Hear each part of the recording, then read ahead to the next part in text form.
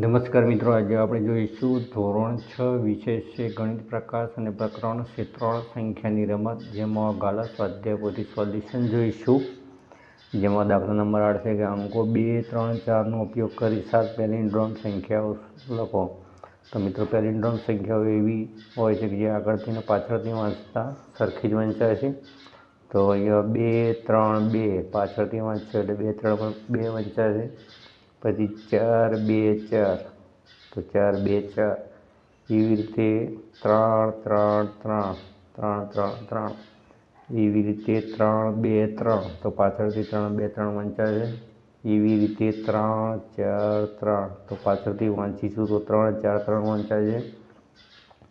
2, 4, 2 તો 2, 4, 2 એવી જ રીતે 4, 4, 4 તો 4, 4, 4 એટલે કે 232, 232 424, 424 333, 333 323, 323 343, 343 242, 242 444, 444.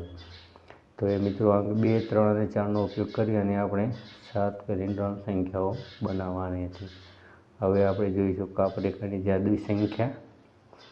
તો આમાં મિત્રો 3 અંકની સંખ્યા આપણે ધારવાની છે. એમાં 2 અંક સરખા ન હોવા જોઈએ. પછી ઉતરતા ક્રમમાં ગોઠવવાનું, પછી એને ચડતા ક્રમમાં ગોઠવવાનું. મોટી સંખ્યા નાની સંખ્યા શું કરવાની? બાદ કરવાની. પછી ફરીથી આની આ પ્રોસેસ કરવાની. જે જવાબ આવે એના પર ફરીથી આ પ્રોસેસ કરવાની છે. તો જે કાપરેખા અચળાંક છે હંમેશા કેટલો મળશે? 495. તો 495 એ 3 અંકની સંખ્યા માટે કાપરેખા અચળાંક છે. તો આ મિત્રો તમારે યાદ રાખવાનું છે કે 495 એ 3 અંકની સંખ્યા માટે કાપરેખા અચળાંક છે. જે આપણે કોઈ પણ સંખ્યા ધારીશું એટલે 495 તમને મળી જાય એટલે એ દાખલો શું થઈ જશે? પૂરો થઈ જશે. તો ચાલો આને લગતા આપણને 4 દાખલાઓ આપેલા છે. તો 4 દાખલાઓનો પર કાપરેખા પ્રક્રિયા લાગુ પાડીએ. પ્રશ્ન નંબર 9 છે કે નીચેની સંખ્યાઓ પર કાપરેખા પ્રક્રિયા લાગુ પાડો. તો મિત્રો, અહીંયા પહેલી સંખ્યા છે 456. તો 456નો ચડતો અને ઉતરતો ક્રમમાં લખીએ તો આપણે પહેલાં ઉતરતા ક્રમમાં લખીએ અને પછી ચડતા ક્રમમાં. તો ઉતરતા ક્રમમાં થશે 654 અને ચડતા ક્રમમાં થશે 4, 5, 6. હવે આપણે એની બાદબાકી કરીએ તો 654 - 456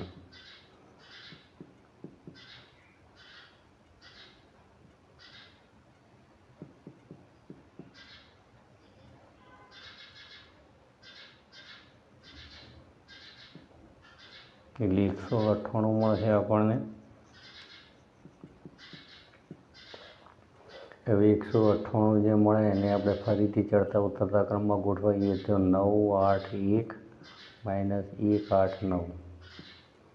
આપણે ફરીથી એની બાદબાકી કરીએ તો 981 - 189.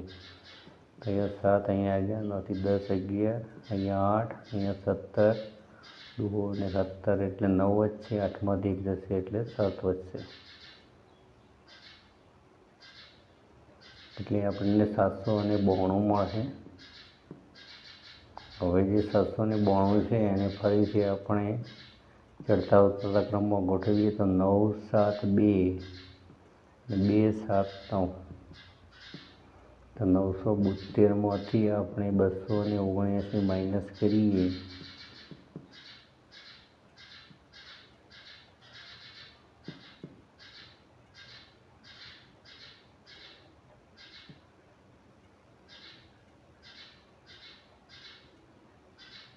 તો મળશે આપણને 693. હવે 693ને ફરીથી અહીંયા આપણે લખ્યા છીએ એને ચડતા ક્રમમાં ગોઠવીએ તો 963 થશે. ઉતરતા ક્રમમાં થશે 963 અને ચડતા ક્રમમાં થશે 3, 6 અને 9. બાદબાકી કરીએ તો 963માંથી 369 માઇનસ કરીએ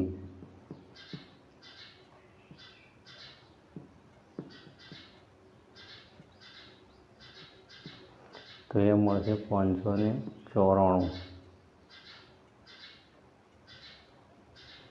હવે ફરીથી આપણે એને ઉતરતા ચડતા ક્રમમાં ગોઠવીએ તો 9 5 4 અને 4 5 9, તો 954માંથી 459 માઇનસ કરીએ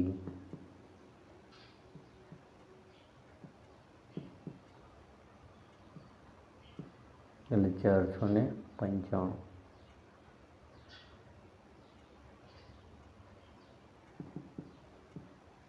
તો મિત્રો આજે 495 એ શું છે? કાપરીકર અચળાંક. તો અહીંયા પહેલું, બીજું, ત્રીજું, ચોથું અને પાંચમા સ્ટેપમાં આપણને જવાબ મળી જાય છે. તો આ રીતે આપણે એનો જવાબ મેળવી શકીએ. તો મિત્રો કાપરીકર અચળાંકમાં તમારે શું કરવાનું છે? જે સંખ્યા છે એને ઉતરતા ચડતા ક્રમમાં ગોઠવવાની છે. ઉતરતા ક્રમમાંથી ચડતા ક્રમમાં જે ગોઠવેલી સંખ્યા શું કરવાની? માઇનસ. એટલે કે મોટી સંખ્યામાં નાની સંખ્યા માઇનસ કરો. જે જવાબ આવે લખ્યું છે એને ફરીથી આપણને મેં અહીંયા લખી છે, ગણતરીમાં ભૂલ ના પડે એટલા માટે. ફરીથી ઉતરતા ક્રમમાં ગોઠવવાની અને પછી ચડતા ક્રમમાં ગોઠવવાની, પછી બાદબાકી કરવાની, જવાબ આવશે એ જવાબ ફરીથી આગળ લખીશું. પછી ઉતરતા ક્રમ ચડતા ક્રમમાં ગોઠવવાની. અહીંયા સ્પેશિયલ ગોઠવવાની કોઈ જરૂર નથી, કેમ કે નજર પડતા તમને ખ્યાલ આવી જાય છે ઉતરતો ક્રમ ચડતો ક્રમ. એની બાદબાકી સાઈડમાં કરી અને તમે આ તે જવાબ લખી અને આ રીતે કાપરીકર અચળાંક મેળવી શકો છો. તો આ તો પહેલા નંબરના દાખલાનું સોલ્યુશન. હવે આપણે જોઈશું બીજા નંબરનો દાખલો. તો બીજા નંબરમાં છે 237. તો 237ને આપણે ચડતા ક્રમમાં ગોઠવીએ તો 7 3 2, ચડતા ક્રમમાં 2 3 7. 732માંથી 237 માઇનસ કરીએ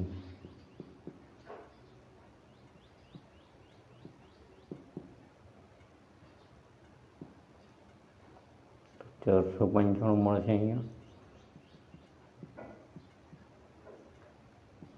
495ને ફરીથી ઉતરતા ક્રમમાં ગોઠવીએ તો 9 5 4, ચડતા ક્રમમાં ગોઠવીએ તો 4 5 અને 9. એટલે બાદબાકી કરીએ 954માંથી 459 માઇનસ કરીએ તો એ 4 અહીંયા 14.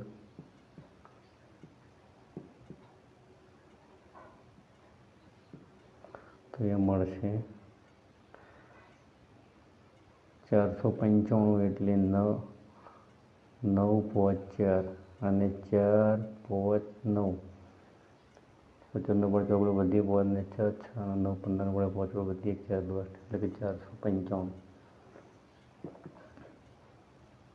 તો મિત્રો તો અહીંયા પહેલા સ્ટેપમાં આપણને મળી જાય છે. ફરીથી આપણે પ્રોસેસ કરી તો પણ એની એ સંખ્યા મળે છે.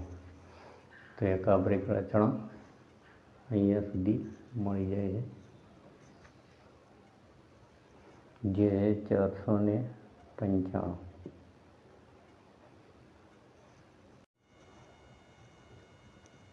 ત્રીજા નંબરમાં છે 943. આપણે એને ઉતરતા ક્રમમાં ગોઠવીએ તો 9 4 3, ચડતા ક્રમમાં 3 4 9. હવે બાદબાકી કરીએ 943માંથી 349 માઇનસ કરીએ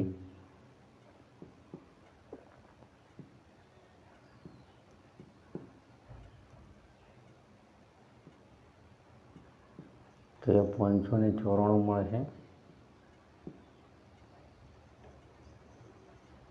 594ને ફરીથી આપણે ઉતરતા ક્રમમાં ચડતા ક્રમમાં લખીએ તો 9 5 4, 4 5 9.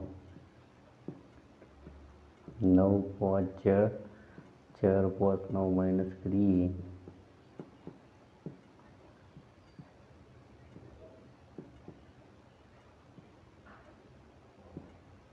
તો એ 455. તો મિત્રો અહીંયા પણ બીજા સ્ટેપમાં આપણને કાપરીકર અચળાંક મળી જાય છે. હવે દાખલા નંબર જોઈશું આપણે 4.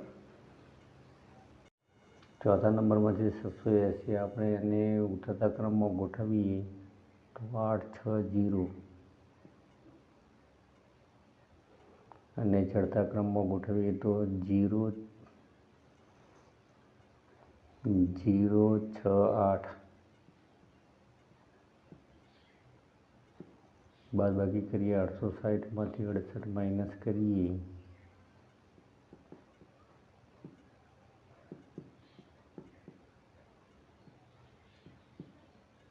ત્યાં 792 મળે છે. 792 ફરીથી આપણે ઉતરતા ક્રમમાં ગોઠવીએ તો 9 7 2 2 7 9. ફરીથી બાદબાકી કરીએ તો 9 7 2 2 7 9.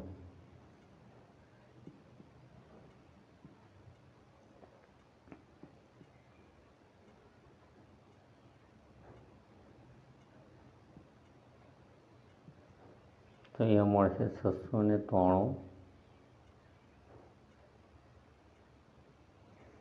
693 ફરીથી આપણે કરતા ચડતા ક્રમમાં ગોઠવીએ તો 9 6 3 3 6 9.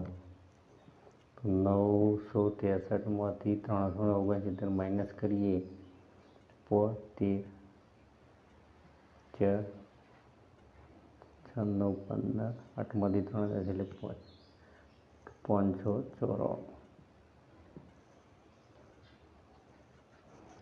594 ફરીથી આપણને ઉતરતા ક્રમમાં ચડતા ક્રમમાં ગોઠવીએ તો 9 5 4 પછી 4 5 9 માઇનસ કરીએ